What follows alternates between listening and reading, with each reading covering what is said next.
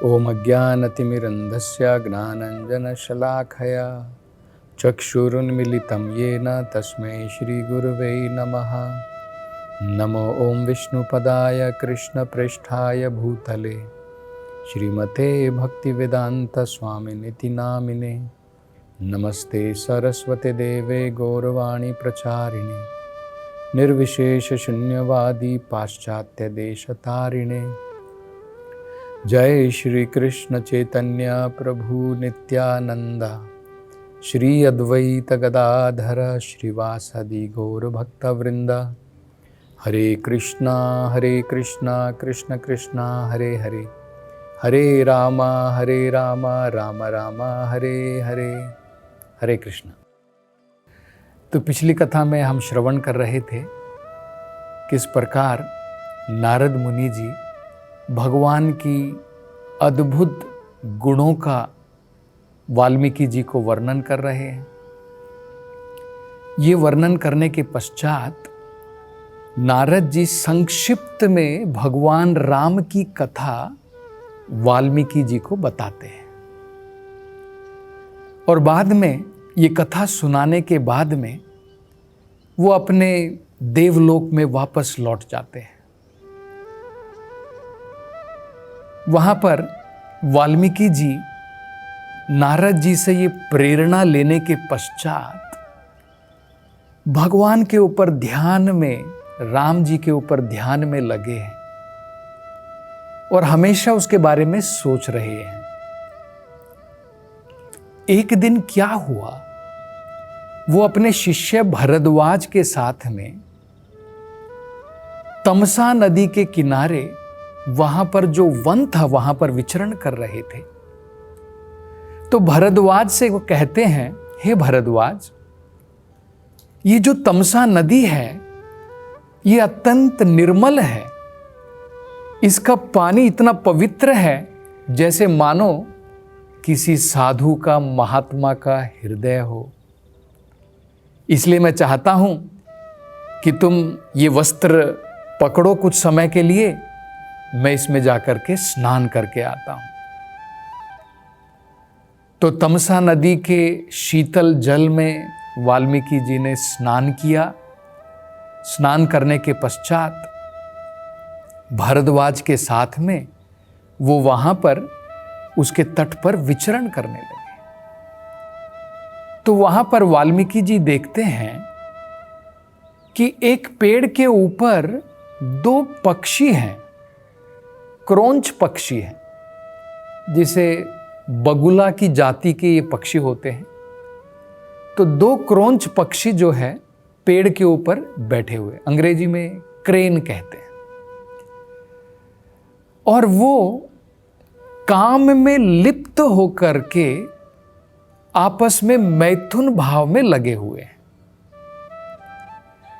तो वाल्मीकि जी इस दृश्य को देख ही रहे थे कि वहां पर अचानक एक बड़ा ही जो से कह सकते हैं कि जिसके मन के अंदर में दया नहीं है, क्रूअल जो होता है,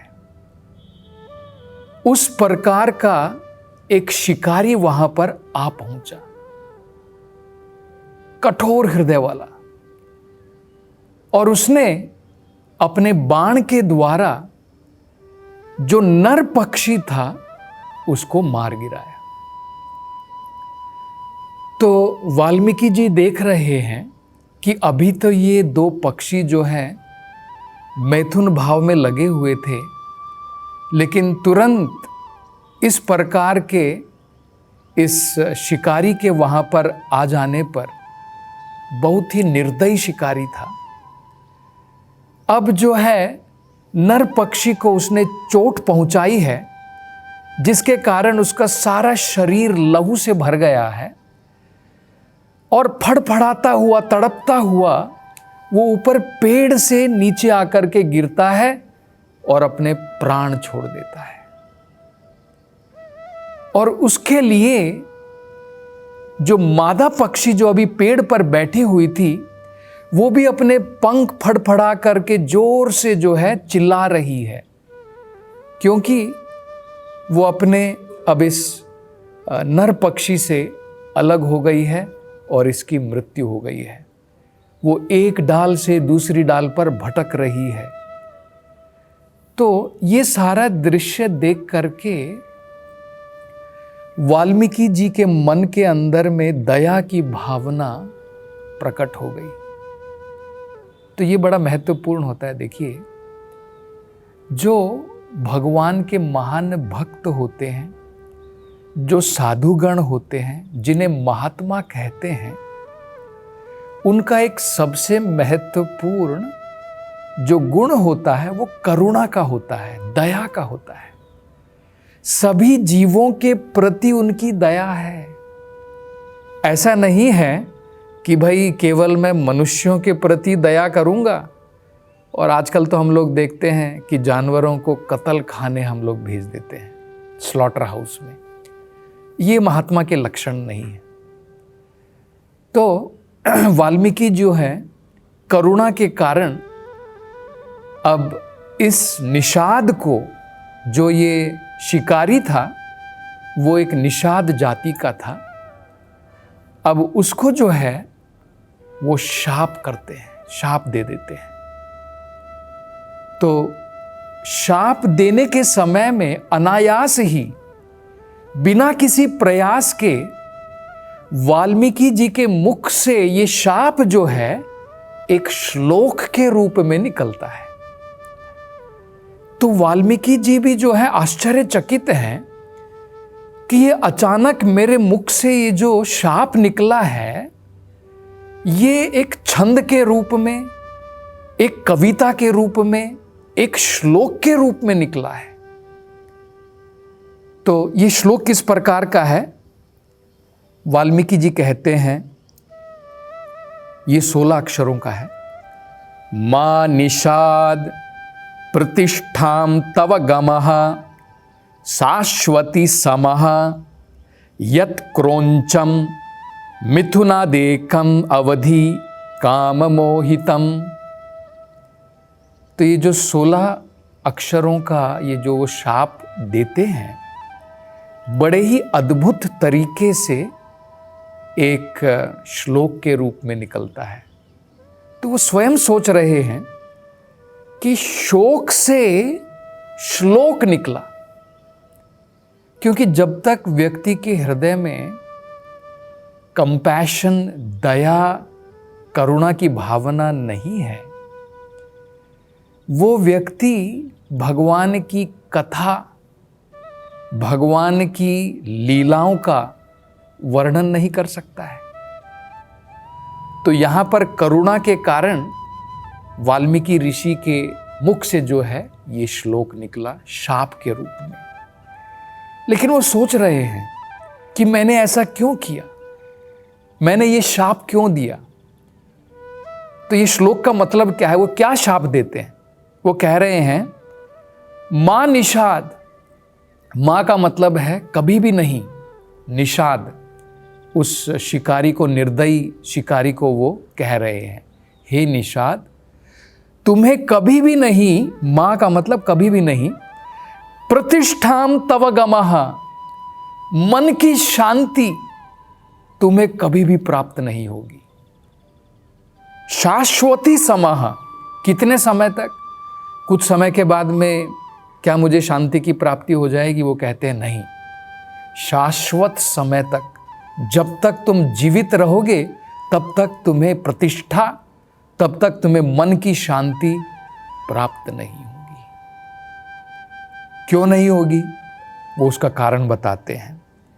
यत् क्रोंचम, तुमने उस क्रोंच पक्षी को मिथुनोदेकम अवधि, जो मिथुन भाव में लगा था, नर और मादा पक्षी, उस अवस्था में काम मोहितम, वो काम से मोहित होकर के इस प्रकार के कार्य में लगे थे, और तुमने निर्दयी होकर के उसमें से नर पक्षी का वध कर दिया, और इस पाप के कारण तुम्हें शाश्वत समय तक शांति नहीं मिलेगी। तो ये शाप जो है वाल्मीकि जी ने दिया था। और वो सोच रहे हैं कि मैंने ऐसा शाप क्यों दे दिया। और लेकिन उनको बड़ा आश्चर्य भी है कि जो मेरे मुख से ये शाप निकला है, ये एक श्लोक के रूप में, एक छंद के रूप में, एक कविता के रूप में निकला है। मैंने तो कोई प्रयास भी नहीं किया, मैंने इसकी रचना नहीं की है। हम लोग जब कविता बनाते हैं तो उसकी रचना करते हैं, लेकिन ये जो उनके मुख से अचानक निकला है, एक श्लोक के रूप में निकला है, एक कविता के रूप में, जिसमें छंद है, अलंकार है, सब कुछ है। तो इस बात का उनको जो है बड़ा आश्चर्य था। तो इसके बाद में वो अपने शिष्य भरद्वाज से कहते हैं कि हे भरद्वाज, मैं ये सोच तो रहा हूं कि मैंने इसको शाप क्यों दिया, लेकिन मैं भी बड़ा आश्चर्यचकित हूं कि ये जो मेरे मुख से निकला है, मेरे बिना प्रयास के इस प्रकार से श्लोक के रूप में कैसे निकला है। तो भरद्वाज जी ने भी जब ये श्लोक को दोबारा दोहराया तो उन्होंने भी देखा कि ये तो बड़ा ही श्रेष्ठ श्लोक की रचना वाल्मीकि जी ने जो है बिना प्रयास के कर दी है। तो इस प्रकार से सोचते सोचते वाल्मीकि जी जो हैं भरद्वाज के साथ में वापस अपने आश्रम में लौट जाते हैं। उसके कुछ समय के पश्चात स्वयं ब्रह्मा जी उनकी कुटिया में पधारते हैं। पहले नारद जी आए। पहले नारद जी ने आकर के उनको प्रेरणा दी, भगवान की रामायण की कथा संक्षिप्त में सुनाई। और अब ब्रह्मा जी स्वयं आए। तो जैसे ही ब्रह्मा जी आए, वाल्मीकि जो है अपने स्थान से खड़े हो जाते हैं, उनको आसन ग्रहण करवाते हैं, उनकी पाद पूजा करते हैं, अतिथि सत्कार करते हैं। और बाद में जो है उनको ये जो घटना घटी थी उसके बारे में बताते हैं। तो ब्रह्मा जी कहते हैं, हे वाल्मीकि, तुम इस घटना के ऊपर शोक मत करो, क्योंकि ये मेरी ही योजना के अनुसार हुआ है। ये जो शब्द तुम्हारे मुख से निकले हैं शाप के रूप में, जो शोक से जो श्लोक निकले हैं, ये मेरी ही प्रेरणा के द्वारा हुआ है। मेरी प्रेरणा के द्वारा बिना प्रयास के तुम जो हो उस शाप को एक श्लोक के रूप में उसकी रचना कर पाए। ये तुम्हारे आगे के जो महत्वपूर्ण कार्य है, आध्यात्मिक कार्य है, उसके लिए ये सिद्ध होगा। ये केवल उसका एक सैंपल मात्र है। इसी प्रकार से जैसे नारद मुनि जी ने तुम्हें भगवान राम की कथा संक्षिप्त में बताई थी, अब मेरी अनुग्रह के द्वारा तुम्हारे मन के अंदर में, तुम्हारे हृदय के अंदर में भगवान की सारी लीलाएं तुम आत्म साक्षात्कार कर पाओगे। प्रत्यक्ष रूप से तुम देख पाओगे कि भगवान राम की लीला, उसमें क्या क्या घटना हुई। तो हृदय के अंदर में हम देखते हैं, यही भागवत में भी बताया है। भागवत की रचना सबसे पहले बताई जाती है, तेने ब्रह्म हृदयादि कवये मुह्यन्ति यत सूरयः। सबसे पहले भागवत कथा भगवान कृष्ण ने ब्रह्मा जी के हृदय में प्रकाशित की। तो इसी प्रकार से ब्रह्मा जी अब कह रहे हैं कि मेरी अनुग्रह के द्वारा और नारद जी की अनुग्रह के द्वारा रामायण की, भगवान राम की जितनी भी लीला है, तुम्हें उसका ज्ञान है या नहीं है, उसकी तुम्हें कोई चिंता की जरूरत नहीं है। सब तुम्हारी आंखों के सामने साक्षात्कार हो जाएगा। और तुम जो भगवान की रामायण की रचना करोगे, जो इस ग्रंथ की रचना करोगे, वो मेरी अनुग्रह के द्वारा उसमें कोई त्रुटि नहीं आएगी, उसमें कोई गलतियां नहीं होंगी। और ऐसा कहने के बाद में, इस प्रकार से प्रेरणा देने के बाद में ब्रह्मा जी अपने हंस के वाहन के ऊपर बैठ करके वापस अपने ब्रह्मलोक को चले गए। तो वाल्मीकि जी को दो जगहों से प्रेरणा मिली। नारद जी ने सबसे पहले संक्षिप्त में रामायण सुनाई और उनके मुख से ब्रह्मा जी की प्रेरणा से पहले ही श्लोक जो है प्रतिबद्ध उन्होंने कर दिए भगवान की कृपा से। और अब ब्रह्मा जी आकर के कह रहे हैं कि मेरी अनुग्रह के द्वारा, भगवान की अनुग्रह के द्वारा तुम्हारे हृदय के अंदर में सारी रामायण जो है प्रकाशित हो जाएगी, सब तुम साक्षात्कार कर पाओगे। तो अब इसी विचार में वो खोए हुए हैं, भगवान के ऊपर ध्यान लगाते हैं। तो भगवान राम के ऊपर ध्यान लगाने पर भगवान जो है उनके हृदय के अंदर में अपनी सारी लीलाएं वाल्मीकि जी को प्रकाशित करते हैं।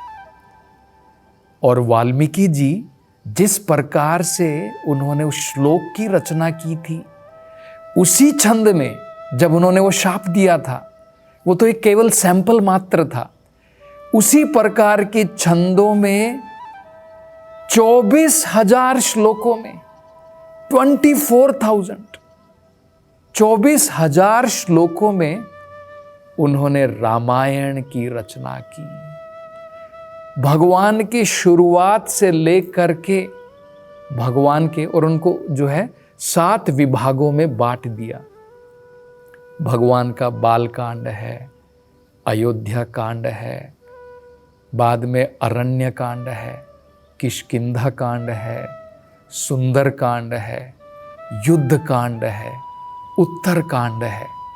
तो इस प्रकार से 7 भागों में बांट दिया और भगवान की श्रेष्ठ रामायण की रचना जो है उन्होंने इस प्रकार से की। अब वो विचार कर रहे हैं कि मैंने रचना तो कर दी है, लेकिन ये शाश्वत समय तक रहने के लिए मैं ये किसको प्रदान करूं जो सब जगह जाकर के ये 24,000 श्लोकों में भगवान की लीलाओं का सबको वर्णन कर सके। तो शाश्वत रूप से रखने के लिए सबसे पहले मैं ये किसको सिखाऊं, किसको समझाऊं। तो जब वो इस प्रकार से सोच रहे थे, तब वहाँ पर लव और कुश जो हैं, जो उनके शिष्य थे, वहाँ पर प्रवेश करते हैं और वाल्मीकि जी तुरंत जो है उनको ये प्रेरणा मिलती है कि सबसे पहले मैं लव और कुश को ये सिखाऊंगा। तो अब आगे की घटना क्या होती है उसकी चर्चा हम अगली कथा में करेंगे। हरे कृष्णा।